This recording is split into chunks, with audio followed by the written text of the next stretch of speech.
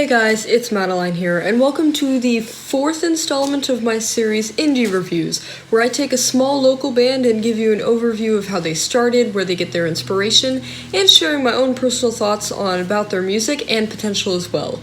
And in this episode, we are going to be discussing the influencers. Because I follow Velvet Starlings and like all of their posts, Instagram started to suggest me to other indie bands I might be interested in following or listening to. One of the first bands they introduced me to was a small alt-pop duo from Long Island, New York called The Influencers. I listened to their newest single at the time called Fallen and immediately fell in love with it. If you like this video, be sure to give it a thumbs up and maybe subscribe if you want to see more. If you have any feedback, suggestions, or hate about me or what I should talk about next, be sure to drop it in the comments down below. And also remember, I have links to all of my social media and my blog in the description if you want to read my written reviews. And with that all said and done, let's get right into the video.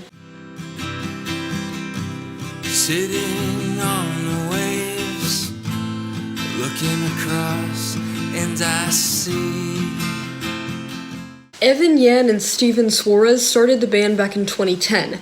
According to multiple sources, they had been playing cover songs, but it is unclear whether the Influencers started as a cover band or if they started the Influencers after getting tired of playing other people's songs. As of today, Evan is the lead singer and plays keys and guitar, and Suarez plays percussion, but also guitar and vocals, most likely the backing. There was a third member seen in certain places on the internet, but I was unable to dig up a name for this missing third player. Yan grew up in a relatively normal home with a terminally ill mother. Most of his songs discuss his emotions and expressions growing up, finding a love for everything in the world, and in his own words, navigate coming of age with loss. With this quote, it is safe to assume that at this time, Yan's mother has passed away. The band also takes influences from Pink Floyd, Coldplay, and Imagine Dragons, along with other jazz and classical songwriters. sitting on the waves. Despite having no audience to play for, the Influencers released their debut album, Deepwater Horizon, in 2012. Their website claims that their next album, Running in Circles, was released in 2013, but other sources, including Spotify, insist the release was in November of 2012. They had a somewhat successful receival from critics and local media, but both albums failed to kick off at a national level. Apparently a few YouTubers at this time were showing an interest in the band, but the duo really started to gain a following when YouTuber Danny Casale featured their album in a video titled High Five Journey. Within a few hours of the video's upload, hundreds of fans were following and listening to all of their songs and demanding more. As a result of this, their songs around this time were also featured in indie films and in the Big Apple Film Festival in New York. Casale is still friends with the band to this day. He has been credited to playing guitars on some of the albums, and he even has a songwriting credit on 2 songs from the band's next album, Valhalla. Sitting on the waves. Despite the band's spike in audience size, they face frustrations trying to get their music out to more people. Following the release of their third album, Valhalla, in 2014, the band decided to step away from the Influencers to focus on their personal lives.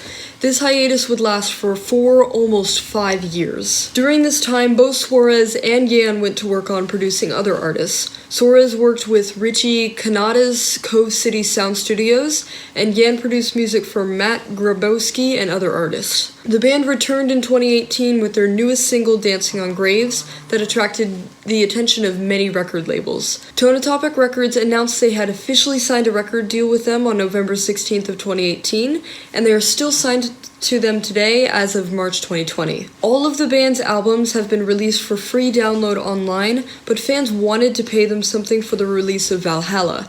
So Yan announced that if fans wanted to pay at least $5 for the album, they would also receive an autographed thank you postcard in the mail. It was also announced that other merchandise such as shirts, handwritten lyrics, and other autographed items were to be offered in the near future. The band has released 5 music videos so far, all after returning from their 4-year hiatus. Dancing on Graves featured Yan singing in front of a camera and extra scenes of his beautiful cat we often see on Instagram. The official video for Desert followed closely behind before videos for Fallen, Lightning, and the latest Slingshot were also released. Sitting on the waves.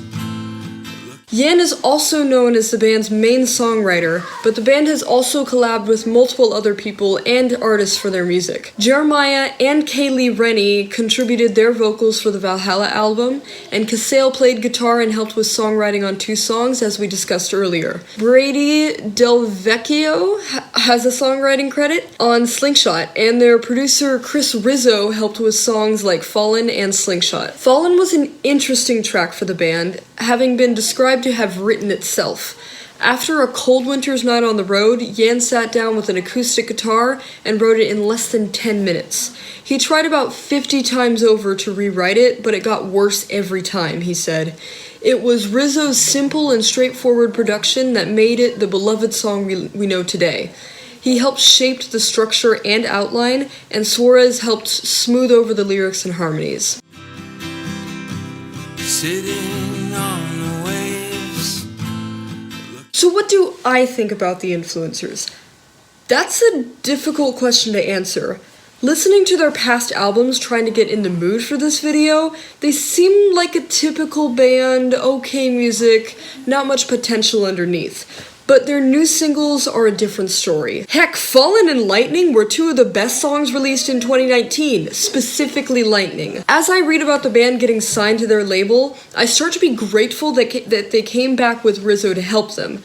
Tan's style of writing hasn't changed much over the past few years. It still has the same charm, the same atmosphere to it, but it feels more focused and clearer now. It's weird to describe, but there is an atmosphere about them that makes you want to pay attention to the message instead of just letting it play in the background. I don't think their first 3 albums were bad per se, but I didn't feel like I would want to go out of my way to pay to hear them. Now, I'm hyped for their next album, and I can't wait to see what's next in store for them. I really wish alt-pop is the music of the future. I really hope that it is.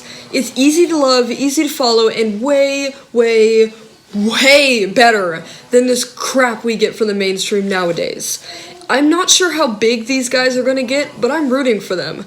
I want them to take over the mainstream. They have the best shot. Maybe they can influence the next generation to pick better music to put in their brains. And with that, I'm still somewhat unsatisfied at my research.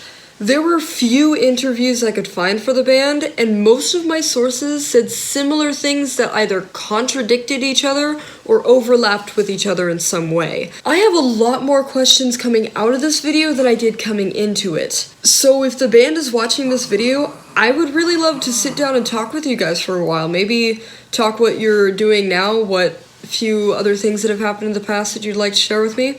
But with that, my final rating for the influencers is a lightning strike out of 10. Thanks guys for watching, and remember to play it loud.